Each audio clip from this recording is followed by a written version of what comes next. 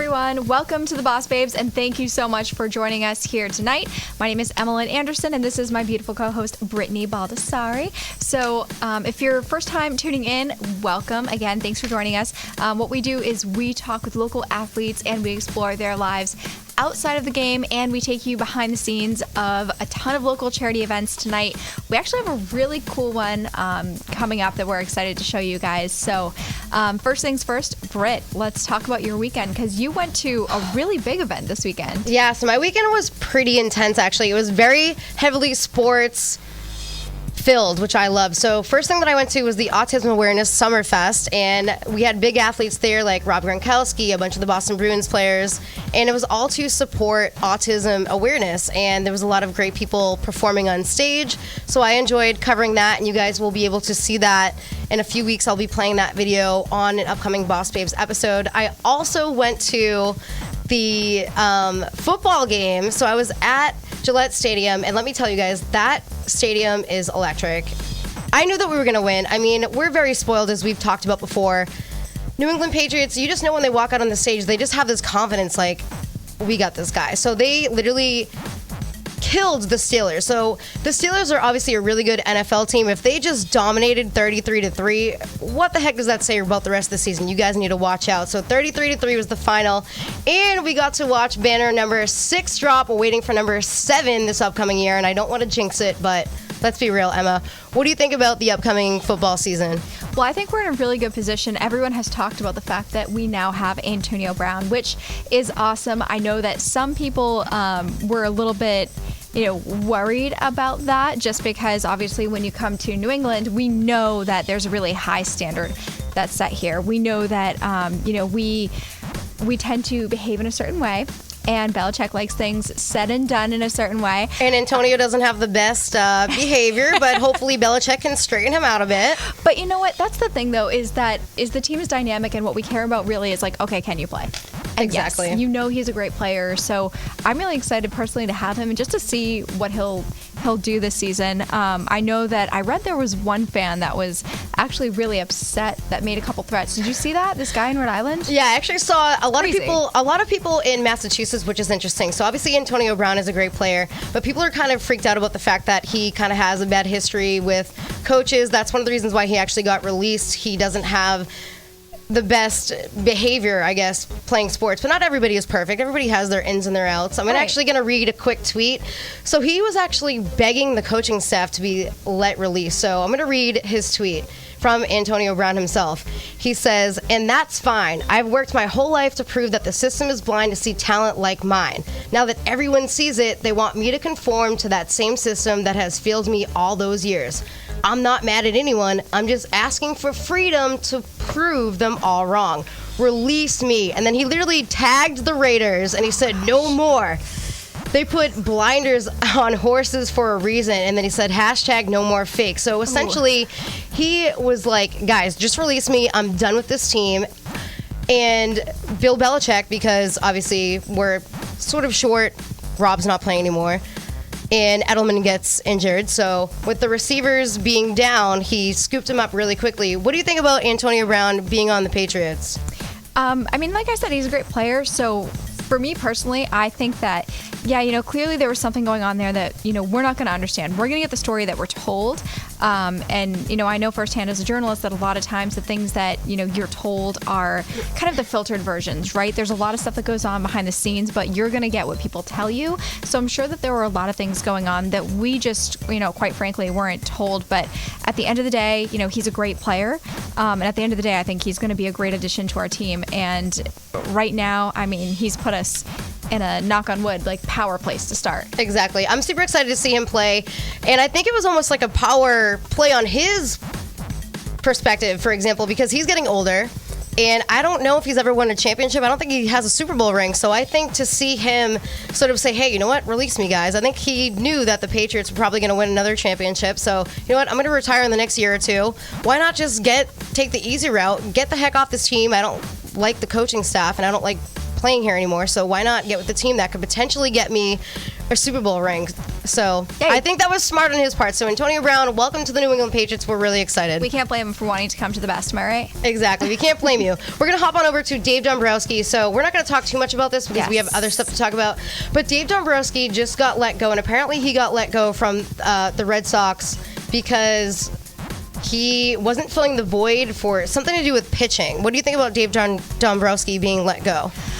I mean, I think that's a bold move. Normally they would wait until, we were talking about earlier, until the end of the season to make a move like that. So I don't know what's going on behind closed doors there. Obviously, there's something going on. Again, it's the same thing that is frustrating because we can speculate all we want to and try to make assumptions, but at the end of the day, it's a decision being made behind closed doors. But it was a very bold move to let him go, and I'm going to be surprised to see if there's any statement made from him or his team, just to kind of clear the air at all further than what we've already seen. Yeah, I'm excited to see what happens with that whole situation. But Dave, thank you for being with the Boston Red Sox and helping out for the last couple of years. We're going to hop on over. We're going to talk a little bit about A-Rod and J-Lo. You guys don't need an introduction for these two. A-Rod and J-Lo, they're gorgeous. Drop dead gorgeous. Check them out. Look at that dress. Unbelievable. Just look at that dress. We're not even going to talk about these That's two. a two-piece. It's cute. It's a two-piece. They're incredible. Obviously, he's a former baseball player. We already know who J-Lo is. So we don't need to talk about her. But the reason why I'm popping her up is because it's New York Fashion Week, and Emma, look at this photo. Could we just look at this? I don't even understand what's going on, but she has underwear on. We're going to switch to the next photo. Her thong is like popping out of her pants. Like, is that a fashion statement? I would never do that in a million years. Like, that is not fashion to me. That just looks trash. And don't get me wrong, this woman looks really, she could pull off wearing like an egg carton as a bra top, but like, there's no way you can get away with wearing your thong just hanging out like that. That is not a fashion statement. So, what do you think that's all about?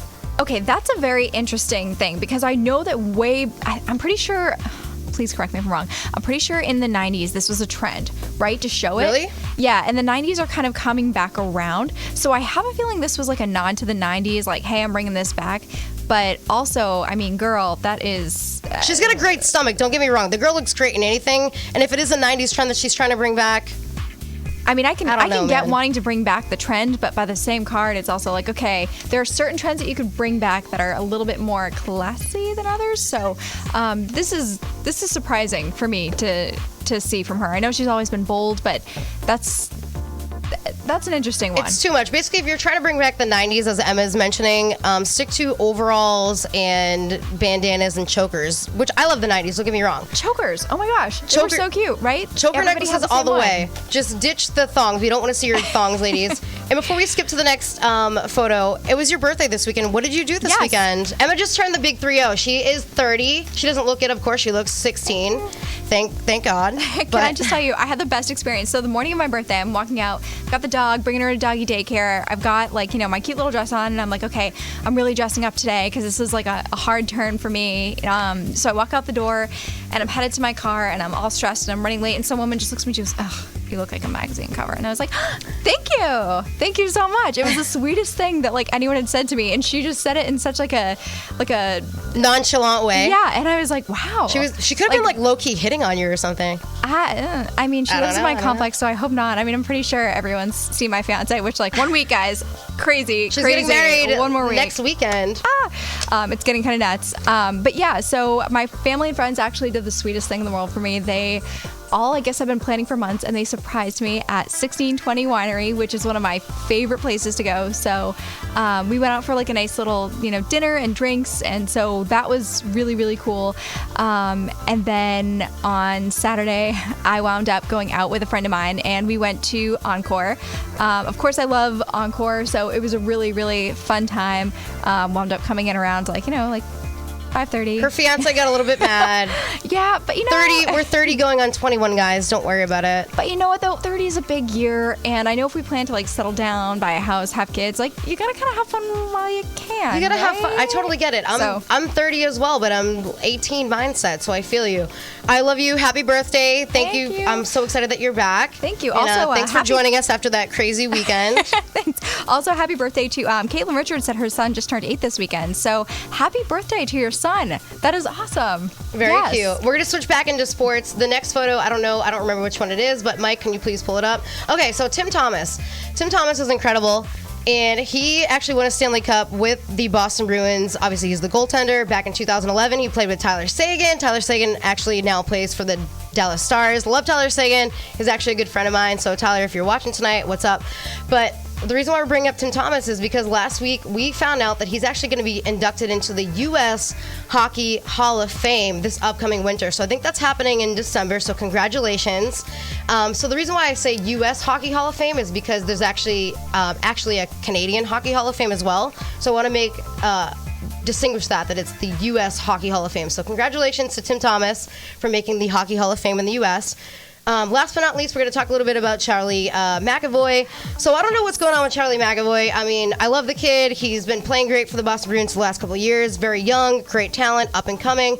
There's a big thing going on right now where there's a salary cap for the Boston Bruins, and they haven't signed him yet. So I'm sitting here thinking, like, what the heck is going on, dude? Like, this kid's incredible. He does a lot for the community. I actually just recently saw him at the Autism Awareness event, and he was just at the Hold the Line event that you and I covered, which we're going to talk about later. But Boston Bruins, sign Charlie McAvoy, get rid of somebody else. I don't know what you need to do, but free up some cap space because we want Charlie McAvoy to stay. What do you think? And he's a local. He's from the Boston area, I believe. Is he? Yeah, no, he is. He's from the Northeast. Yeah, so Charlie McAvoy is, from right around here, and he's an awesome, awesome guy. I think he's a strong player, but again, like, this is one of those things, too, where we don't know, like, what's happening behind the scenes. We don't know why this decision is being made, so if anybody out there, I know I have a lot of you guys watching tonight, thank you so much. We can say every single one of you as you tune in, thank you for that. If anybody has any questions or input or thoughts on it, we're happy to hear it. Again, we are going to be showing Charlie McAvoy a little bit later as well with our interview with him.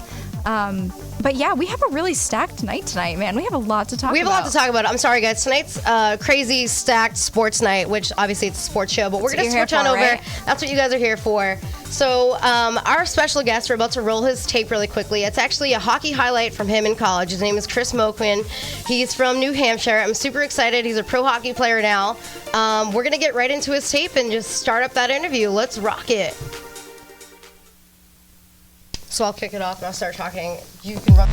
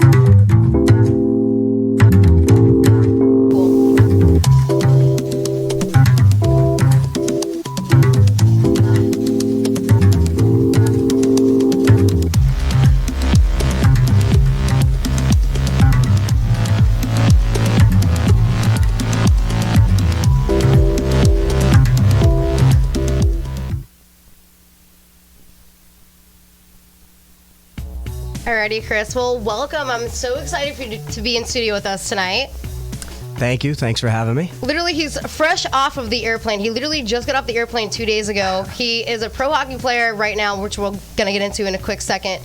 So he literally graduated college and jumped on an airplane, packed all of his stuff, got a one-way ticket, and he's been playing in Sydney, Australia basically all summer. The cool thing about ice hockey there is that the seasons are flipped. So he was able to play ice hockey in the off-season here, of course, because this is the off-season here in America. So he dominated out in Australia. But before we get into that, we're going to talk about the fact that you actually grew up in Hookstead, New Hampshire. You played a ton of sports growing up. You loved hockey and golf, which I know you were golfing earlier because you and I were texting each other. And you actually won a state championship as a sophomore in high school at Trinity. Talk to me about your early stages of playing hockey and your family life. Yeah. Well, before we get started in general, I just got to point out to everybody watching that my internal clock right now it's in shambles. It's all over the place. So if I fumble over my words a little bit, I'll just lean on that excuse for now. I mean, hey, you look great. Whatever. Oh, appreciate it. You look good. Thank so you. just stay there. Thank you. You're eye candy for the night. Yeah. Oh, great. But yeah, you mentioned it. I grew up in southern New Hampshire and lived there my entire life. And Went to a little private Catholic school. I was never the most religious person growing up, but went to this private school and found my love for God a little bit. But no, There you go. Yeah, it was actually a funny thing when I never really got into any trouble in high school, but I used to just do little things, and if my punishment was always they used to make me be the altar boy at the school masses. That's And interesting. I would just basically go up there, embarrass myself, and kind of learn my lesson. And not. So what were some of the bad things that you did to be the altar boy? Can you tell us? I mean, they don't have to be too bad. Don't put yourself too much on the spot. No. The worst thing I probably ever did was in French class, me and my buddy were kind of screwing around, and I took one of those big zip ties, and this kid in front of me was wearing khakis, and I secretly put the zip tie through his belt loop and zip tied him to the chair. That's actually It was hilarious. kind of harmless. It's you know what I mean. It's kind of funny. Nobody got hurt. I want video footage of that. I thought you were gonna say that you zip tied his feet together, so he got up and kind of fell on the ground. No, yeah, I Okay, put my that's own little mean. spin on it. I've seen stories like that. As long as they didn't get hurt, it's fun in games until somebody gets hurt. But that's cute. Right. So that was my high school career. Zip tied a kid to his chair and won a state championship. All right. And yeah, I played junior hockey for the Junior Monarchs growing up, which is another nationally recognized program, kind of bridging the gap between high school and college. So I did that. Ended up originally going to St. Anselm College, also in Manchester, New Hampshire, and then only there for a semester. Transferred over to SNU, which is where Southern New Hampshire. Yep. If you guys don't know what Southern that New is. Hampshire, yeah. And so that was my home for the rest of my college career. I ended up, I graduated there with an undergrad degree in business administration. Ended up having another year of eligibility, so I stayed, got my master's degree at Southern New Hampshire as well. So good looking, athletic, and smart. You're like the trio, like the Holy Trinity. But the Holy Trinity over here. There you go. It all comes full circle. Full circle. But, Here we are. Yeah. So then my last year at Southern New Hampshire, won a NE10 championship there. Felt so good. I worked really hard for that my whole career, and finally got that done. So that was good. We had an unbelievable group of guys, and we really deserved that. Fast forward a little bit to kind of where I am now. Like you mentioned, Well, we don't want to get right into the Sydney stuff yet. Not yet. Well, because I want to talk a little bit about you growing up. Oh, growing up, in yeah. New Hampshire, but Sure. So back to Southern New Hampshire. So I know that you were a captain. So other than the fact that you're a great athlete and obviously awesome academically, you were a captain for 2 years, correct? Right. Tell me a little bit about your skills being a leader on the ice and off the ice. Yeah, so I mean, I owe kind of all the credit to the other guys that were in the locker room. You can only be so good of a leader, but it all depends on kind of the other guys you have around. They were such a good group to work with, and just unbelievable teammates. And we had kind of dealt with a little adversity as a group, but we were all on the same page, so it was never really. It wasn't bending over backwards with these guys. Everybody was real cooperative, and one part that I've always built into my leadership is kind of having an even even communication field. So just because I have a letter on my jersey doesn't mean we're not going to listen to what somebody else is saying. It was kind of I like that. So you were very humble about it. Yeah, I mean, it's just kind of everybody has their own strengths, and we were all leaders. We were all captains in some sort of way. So that was good. Emma, do you have anybody asking some awesome questions? We're going to let Emma ask a couple questions because I do notice that. Thank you guys so much. I see all of you guys asking great questions. Thank you for watching. Yeah, I'm trying to keep up with it too. I get talking and people are popping up with their messages. Emma does a really good job. So we're going to have Emma ask a couple quick questions to you, and then we're going to jump into you growing up in New Hampshire. What sparked your interest in hockey? But Emma, take it away. Yeah, so first things first, obviously being from the New Hampshire area, one thing that we always like to talk about, and maybe this is just because I'm always hungry because I'm on a wedding diet, but what are some great places to eat in New Hampshire? What was the one spot that your parents always took you to growing up? There's one place probably going to be pretty recognized by people watching right now. Went there immediately when I landed. It's called the Puritan Back Room. It's got world famous chicken fingers. First place you went when you landed here from Sydney. Yeah. So Nice. I mean, my parents go there 3 days a week. My grandparents go there 3 days a week. It's like, we're probably What do you guys top order there? customers. Why is this place so great? Like, what the heck do you order? If I was going to go there, what would I be ordering? You got to get the chicken fingers, 100%. And Chicken anybody, fingers. All right. Such a college boy. yeah, let's get it going in the chat here. Like, you can probably You attest can't to this, mess all up. these people. You can't mess up chicken fingers. But like, what is another good signature dish there besides chicken fingers? Or do you only get chicken fingers? That is like they're world famous. Like, Okay, so chicken that's it. fingers, so That's it then. That's it. I've had them since I was like, this big. So Okay. at this point, I don't really order them anymore. Somebody at the table usually does, so you usually pick at like 1 or 2 of those. But So they don't mess around with their chicken fingers then. yeah, no, Good to know. I'm like, we'll probably get into it a little bit, but I eat like a legitimate like 6-year-old. I am the pickiest eater around. I've never had I accidentally had 1 bite of like fish in my life.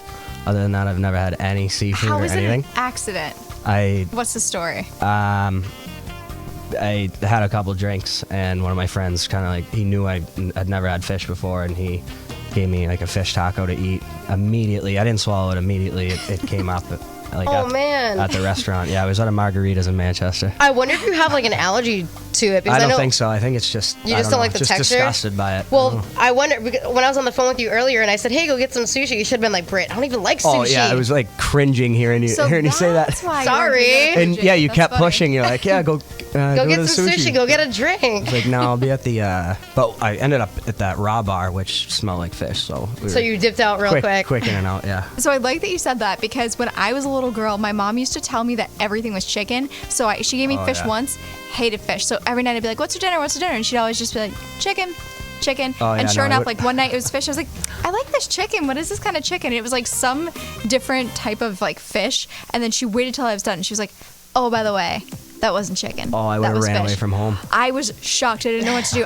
I couldn't even tell you what I did, but I remember my mind was just like blown. Like she got me good. She knew what to say too to make Yeah. it so that I would like actually eat my dinner and not complain. And she's like, funny, you didn't say anything about it while you were eating it. And I'm like, Yeah.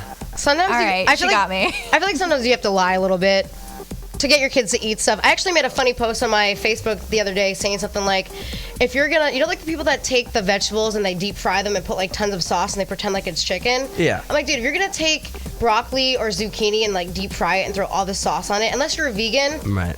like, why are you doing that? It doesn't make it any more healthy. No, at that yeah, point, you it's might not as well even just eat vegetables like at that point. you might as well just eat chicken at that point. Yeah. But really quickly, thank you guys so much, Chelsea. I see that you're watching. Antonio D'Agostino, who's a good friend of ours, he actually works a lot with the Boston Bruins Foundation. Thank you for watching. He actually sent me a lot of behind-the-scenes photos today. He was with the Ray Bork Foundation. They did a big golf tournament with a bunch of the ice hockey players from the Boston Bruins.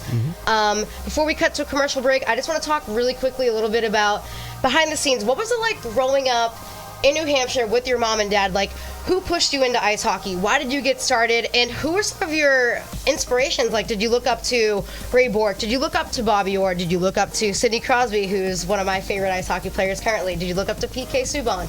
So basically, who was your inspiration? Who got you into playing hockey? And what was it like growing up in your family in New Hampshire?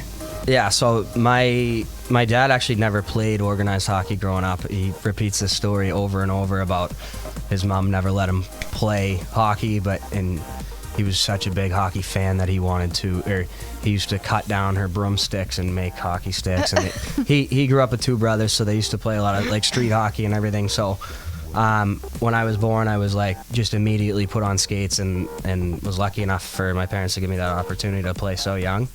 And but yeah, I specifically remember being like 4 or 5 years old, getting on the ice for the first time with kids a lot older than me, and I absolutely hated it. Yeah, Like, sink or swim. Oh, right? and I was like, I could barely stand up compared to these other kids, and and I didn't want to be there. And my uncle brought me to a practice one time, and all the kids were doing like these drills and stuff, and my uncle told me just go do what you want. So here's like some little rugrat like doing his own thing on the ice while everyone else is like working on their skills, and I was just probably going back and forth trying to trying to stand up on my own. But honestly, that's the best way to do it, is to play. I know my daddy's probably watching. He always watches. The best way to improve your skills is to play with people better than yourself, as you know. Right. So I remember when I played, I was a really good softball player. I actually almost played in college, but I got into modeling and TV, of course. Here we are now. But I remember my dad would always make me play with people older than myself. He would literally, I would be 12 years old playing with 16 or 17-year-olds. And I enjoy that because it made the competition higher, so it made me want to play better. So I appreciate your parents wanting you to making you play with people that were a little bit older to get you more motivated and to work on your skills. Yeah, no, it definitely paid off in the end. Yeah, here we are. We're gonna cut to a little bit of a commercial break, guys. But when we get back, we're gonna talk all about the charity event that we covered, and we're gonna talk about your pro hockey career. Yeah, I want to talk about in Australia, like, I want to know. I've heard all these rumors about like giant weird animals. I want to talk about. I know I'm such a weirdo, guys. I know. I'm so sorry, but I just have to know if there are like giant spiders there or what the deal is. So we're gonna talk about all of these different things in Australia coming up after the break. Stay tuned. At Bad Martha, we believe in 3 things: great beer, getting bad, and doing good. Every sip of our premium craft beer is a reminder that there's a paradise out there where you can kick off.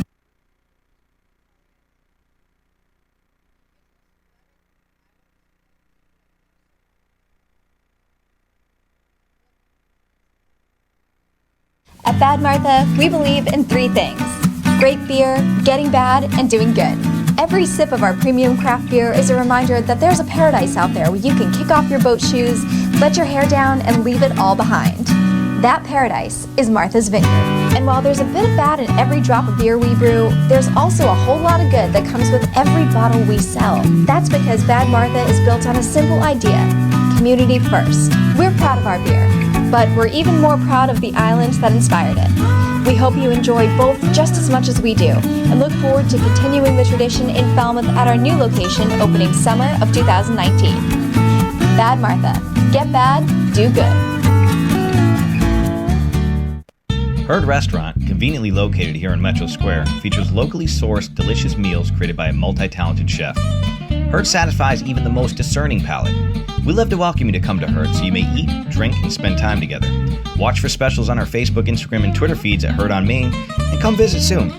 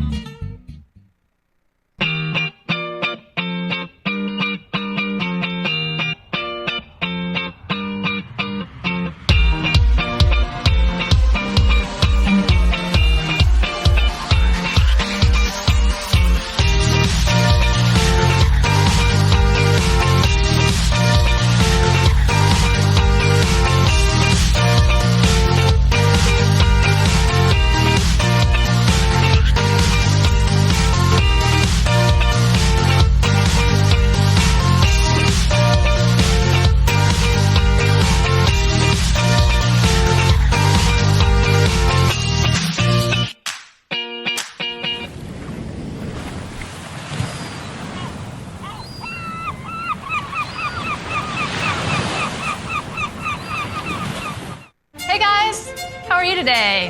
Good. I'm here to talk about how with technology you can make amazing worlds.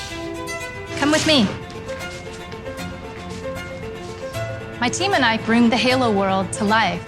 Is that you? That is me. I wasn't a math genius and I knew nothing about coding. But you guys do. You guys have the power to change things. I want your job. I want you to have my job.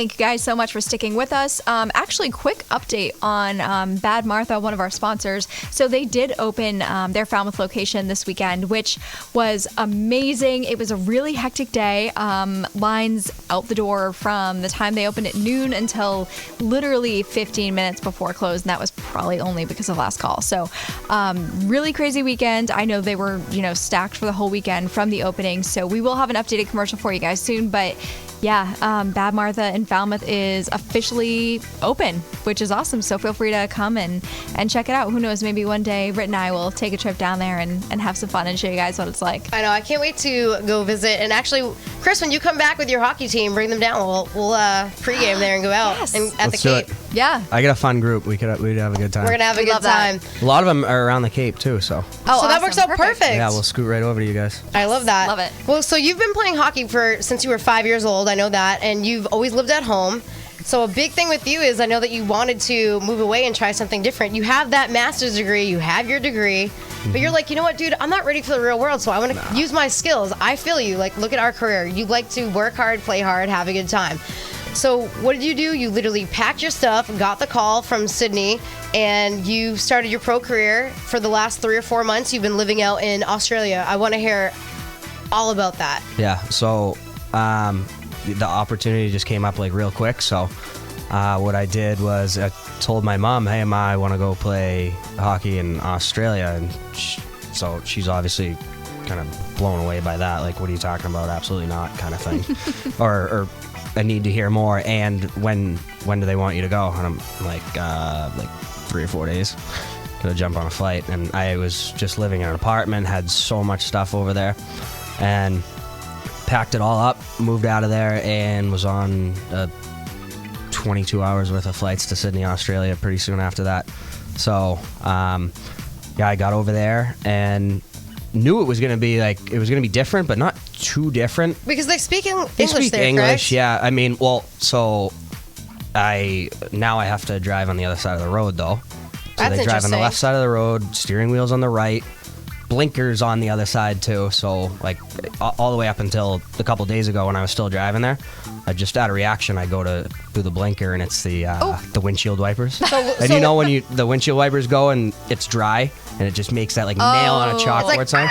Yeah, it was a wake up call every time. So So it's a little bit of a culture shock, but that's understandable. It's your first time there. And you played for a team called the Sydney Bears. Yep. And you guys I want to know all about your championship. So you just won, is it called the Goodall Cup? How do you pronounce that? Goodall Cup, So yeah. the Goodall Cup. I want to know all about your experience winning another championship because, again, you literally won something in high school, something in college. yeah. Now it's your first pro team. I want to know, Like the Lucky Charm? you're like the lucky charm. Oh, win it. Like Boston Some people Bruins. just win. If you guys don't sign Charlie McAvoy, here we go. Yeah, I'll jump back on D and fill that role for him. Here we for go. sure. You guys can have Chris, and he's another local player. But yeah, so I want to know all about your experience playing in Sydney, Australia, winning that championship, and what was it like getting your first pro goal? Because I know a lot of people, Yeah. even like for the Boston Bruins, they'll get like a hockey tape around it and it'll say first pro goal. Did you save the puck? Because if you didn't, shame on you. Everybody has to save their first puck. Yeah, no, I did get that puck. That was nice. I Hell actually yeah. I came home with another puck too on my first pro hat trick. But, Nice. Brush the shoulders off. yeah, no, but yeah. So that was really good. It took me like a few games to kind of get going and get adjusted to the speed, and was playing like a lot of minutes when I was playing. So getting that first goal was definitely like a load off my shoulders. Felt good. All right. And Kids on your team, I'll have Emma ask the next question. Sorry, I get like heavy into the sports questions. that's all right. Just let them fly. Everybody from your team, are they people from Australia or are they people from all around the world? So we had like 6. So they call the foreign players, but they're called imports. I might use that term a few more times. But we had a few other imports. So I had like one of my roommates is from Switzerland. I had 2 Canadians. We had guys from Czech and New Zealand. So they're kind of from everywhere. Majority of the team were Aussies. And it was cool just kind of seeing how they play the game. Like, it's so different than how we play in North America. Oh, wow, really? And just so that was really cool having that like diversity. And then obviously you bring these people from all over the world together. It's like a melting pot of sports in hockey. Come together and win a championship, like it's real special. I want to give a shout out right now. I'm looking at the comments, and then Emma's going to ask a quick question. So Andrew, sorry if I butcher your last name, but Andrew Whitten is watching, and he says, I loved watching Chris down under. He was a great player to watch and to have around. So I don't know if he lived there, if he was on your team or not, but shout out to Andrew for loving watching you play. Yeah, there's a lot in of Australia. There's a lot of Bears fans in this right now watching. Well, thank you guys for watching. It's thank you you know guys. you know the time difference there right now. It's like what, 6 a.m. Oh my 6:30? gosh. It is. You Him and guys I- are really So, like, dedicated. You guys Thank are dedicated. I know Chris and I That's would be nuts. messaging each other, and he'd be like, Britt, I have to go to bed. It's like 2 a.m. here, and it'd be like 2 o'clock in the afternoon Oh yeah, for you're us. eating lunch. Yeah, it's I'd crazy. be eating lunch, and he'd be like going to bed. Emma has a couple quick questions, and then we're Yeah. going to cut to our charity event. Yes. So we have some questions from the audience, but I have to ask mine first. I'm so sorry, but I'm Yeah, so yeah. curious about this. Animals in Australia. All I hear is these crazy things about like koala bears showing up at your house and giant like 6-foot spiders. What is the deal with the animals over there? Because I 6-foot need- spiders. What Yeah, are 6-foot crazy spiders stories? would have been running. All right, running tell away me, from 'em. tell me like the real story. Did you have any crazy animal encounters? I actually only saw. I heard the same thing, and I only saw one spider when I was there, but Did you everybody pet any else. koala bears? No. So I didn't really go. I didn't go to a zoo. I saw koalas. I saw Kangaroos. kangaroos, kind of from a distance. But some of my friends did go to like petting zoos, and you could hang out with I wanna pet a koalas, things like koala. that. Yeah, it probably would have been good. I did a few more like other touristy things. The Opera House and the Harbor Bridge over there. So So, did but some good how- sightseeing. How big was the spider though? Like, was it? Are they really like? It was pretty big, actually. I took a picture of it. I don't have any. Show it up on the screen. It was probably like that big. It's basically, if you That's a guys big can't note. see it, it's like the size of an And- Olympic gold medal. Yeah, It's pretty big, dude. That's a pretty big spider. yeah. And I'd be I burning my saw it- apartment down. I saw it in the bathroom, That's all you can and I do. took a picture to send everyone. Like, oh my god, like look at this thing. And I just put my phone down, and the spider was gone. I couldn't find it. Nope. What That if, was it with like a week to go though. what so if it I- ended up in like your hockey bag? Like, imagine you put your helmet on, and you're like, dude, there's like a it's in my- tarantula it's in your my helmet. skate. Yeah. What the hell would... I have a funny story about Nope. that before we cut to... Nope. All right, so you guys know, some of you guys watching are fans of MTV's The Challenge. So I competed on season 26 of The Challenge, and my season happened to be in Panama. And I had to, every morning, check my sneakers because in Panama they had scorpions, and a lot of us would get, like, stung at night. So every morning, this made me think of it, I would have to check my sneakers and bang them out to make sure there's no scorpions in my sneakers. Were there ever in there? I never had any, but John A., if you're watching, my friend John A. used to get them in her pillowcase, how I don't know, all the time, and she would get stung at night. She never got sick because they were like small ones, but yeah, good thing that That's crazy, you kept yeah. an eye on the big I'm all spiders. set with that. Yeah. That's creepy. Could they not like have pest control come in? Is there nothing you could do about pest control? I don't understand. It's probably all part of the show, right? Either way, though, I still That'd want be part of the contract. I would no, love it. ma'am. I need pest control. I would love to visit Australia. I know that you're not a big fish person, but I would love to go there and check out the Opera House. It looks gorgeous, and I would love to just spend like 2 weeks just scuba diving because I love the ocean. I literally love the ocean, and I would love to talk about this more. We're gonna have you come back in when you come back in December for Christmas if you're around. But we're gonna actually cut to. Can we get one more question in? All right, Sorry, one we more have question. One more question. Sorry, from guys. Stephen, I might be saying it wrong. Sorry, Stephen. Stephen Lavoisier. Yeah. Is that right? Past the We call them Cavassier. He says, Chris, I would love to hear about your go-to move at Match Vegas. What is he talking about? Because I'm so curious now. Yeah, and I see a few people kind of. Can you do it? You have to do it for us. Oh, You it's can't not. say No, it. it's not a dance move. My mom doesn't like when I. She doesn't like when I do this, but Oh no, Mom, are you watching? Sorry, I Mom. don't. Put the blinders on, Mom. I don't usually like to like pump my own tires and kind of like brag, but I will for this. But yeah, there's a mechanical bull at this bar in Manchester that I've been going to for forever, and hands down the best to ever do it there. All right, there we go. So And that's the it's secret. kind of a known thing. So So, we're yeah, gonna have to go watch you ride a mechanical bull then. See, why was this not in your Yeah. reel? It probably could have been. That needs to It be cut probably into your There's highlight enough reel. videos of it probably out should there, be. but All right, so if anyone has a video of this, please send it to us because we would love to post this. We'd love to post this on social media for behind the scenes. Yeah, please send it to us if you have it. I don't know if you have it. Let me see. Yeah, Steven, Chucky Slick says he knows something about it. So Chucky Slick, send us the Chucky, deets Steven, now. send us those videos, please. DM me and Emma. We want to see this video. But for now, really quick, we are going to pivot slightly to another hockey charity event that Brittany and I actually went to this week, and then we get back. We are going to talk about your experience with doing charity work within outside of the game. So we're going to cut to that event really quick. But yeah. Thanks for watching.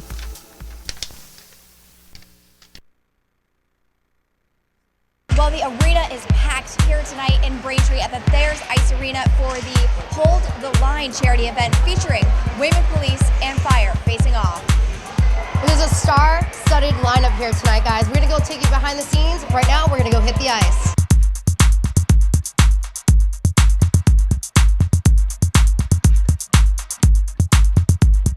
The Hold the Line hockey tournament stands behind our police, fire, and rescue workers that day in and day out show up to protect their local communities. We started up the militia about 7 years ago. It was a game that, I've played my whole life, and guys like Charlie Coyle and such that were a couple years, younger than me were able to pick up the slack when I was too old to play. When Sergeant Chesna was killed, that was kind of a chance that we saw with all our relationships with the pros to be able to put something together and, rally the community. And we have people from all over the state, all over New England that come out for the officers. It's kind of a chance of a lifetime to skate with the NHL guys, and the NHL guys, never hesitate to come out and skate with these guys. Who are these NHL guys exactly? On this year's lineup, local Charlestown native and Boston Bruins player Matt Grzelcyk was one of them. I grew up, I was always around the Charlestown rink with, my friends. We had a kind of a small circle. We'd always play hockey together. And yeah, I think it's really important to, having grown up here and seeing how important it is for, us to kind of give back to the community, especially the younger kids who kind of look up to us. Also on the night's roster was Charlie Coyle, another Boston Bruins player who just so happens to have attended Thayer Academy himself, where the Hold the Line fundraising game was held. I went to Thayer Academy too, so it's nice to be in this new rink here. To put this on for law enforcement has been awesome, and just a little way to give back, but do it something that's entertaining and fun for the kids and everyone who comes out, even us. I mean, all the guys and the pro guys and the cops who come out and play, everyone has a blast doing it, so it's such a cool thing. I think we underestimate what these people do every day, what they put on the line, their sacrifice for us, their families. It's, we owe them all the respect in the world. Yet, whether you're a professional athlete, first responder on the ice, or just a spectator out to show your support, not a person in the room could forget why everyone was there in the first place. Because I'm from the hometown of Officer Chesna, last year it really affected the community a lot.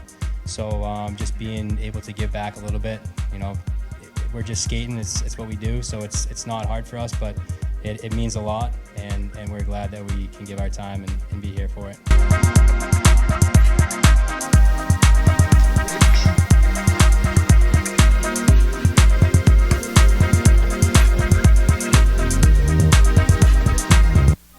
All right, guys, thank you so much for tuning in. And that event was so much fun. Of course, you guys know that we love ice hockey. We love sports. It was great catching up with local ice hockey players like Charlie McAvoy. We didn't get to interview him, but he was actually playing in the game. But I got to speak with Charlie Coyle. Emma got to speak with Matt Grzelcyk.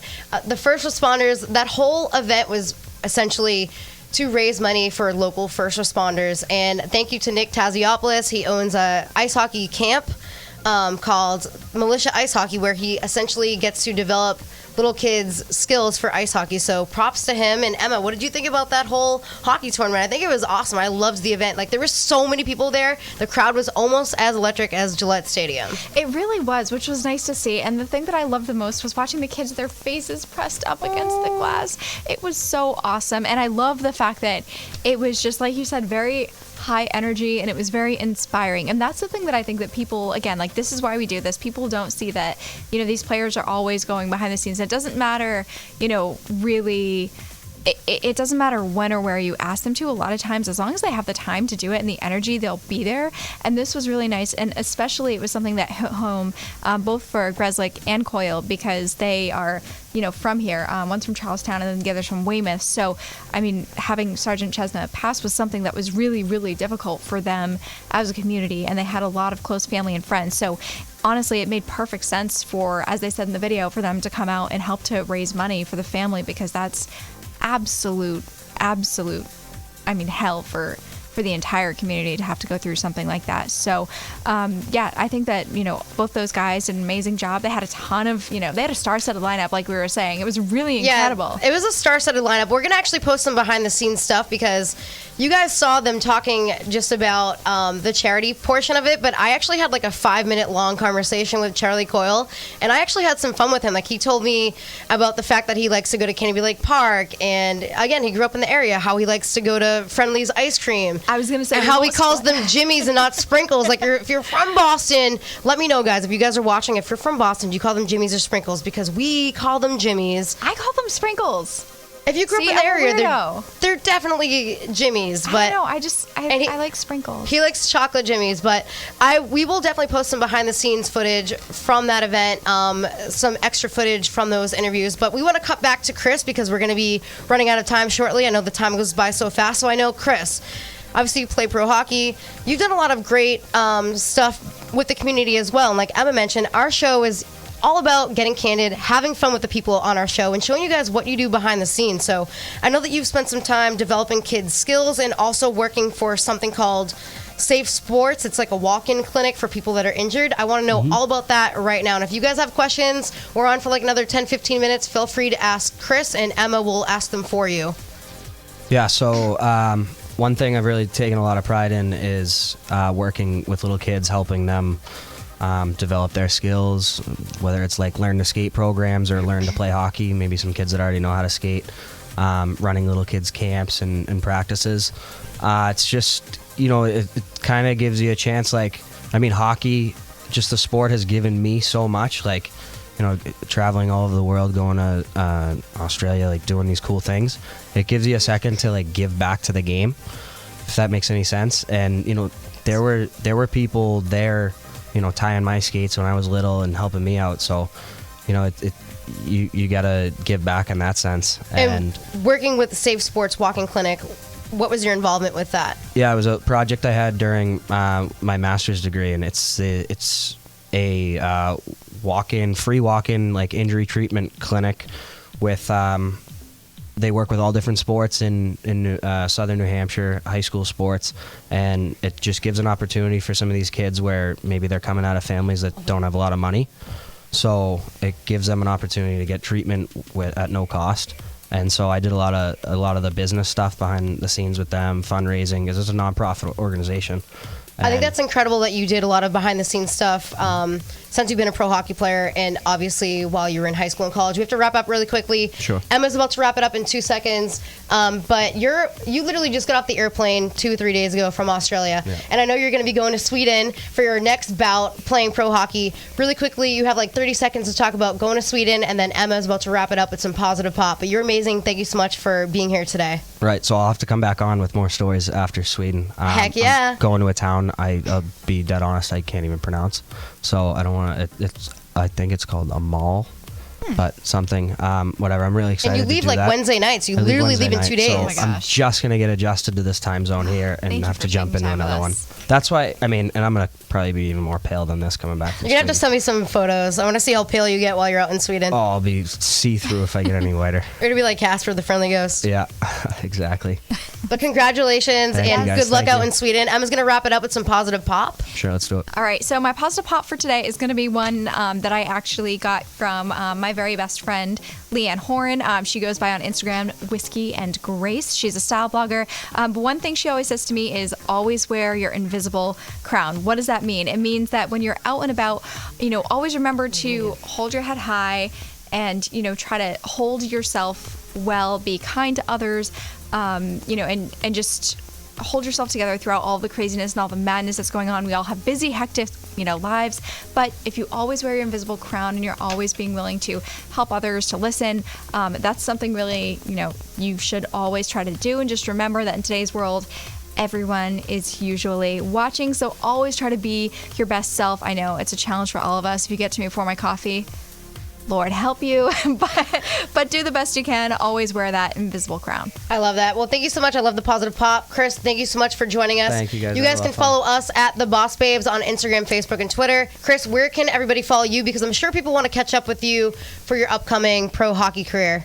Yeah, I mean, let's plug my Instagram. It's Plug it. C Moquin. That's CMOQUIN _879. So maybe get a hold of it, and I'd love to have conversation with anybody. I know Kurt's looking forward to wants to know what you're looking forward to most in Sweden.